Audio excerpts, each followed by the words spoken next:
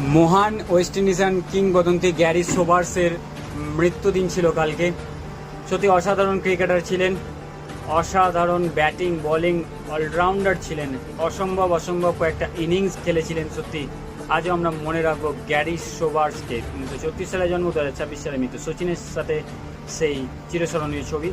সূর্যবংশী থেকে শুরু করে রিঙ্কু সিং, সমস্ত ভারতীয় দল টি-20 খেলার জন্য জিম্বাবুয়েতে পাড়ি দিয়েছেন। Youngest team ever. রবি বিষ্ণুই থেকে শুরু করে সাজ্জাদ সেটস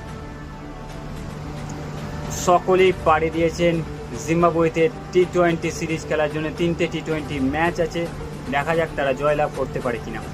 এদিকে মাঠে নেমে পড়েছেন রজত পাটিদার। পাকিস্তানের টি-20 টিম শ্রীলঙ্কার বিরুদ্ধে এবং ওডিআই টিম শ্রীলঙ্কার বিরুদ্ধে। পাকিস্তানের মেয়েরা খেলতে যাচ্ছে শ্রীলঙ্কায়। স্মৃতি মান্ধানা ইন্টারন্যাশনাল রানস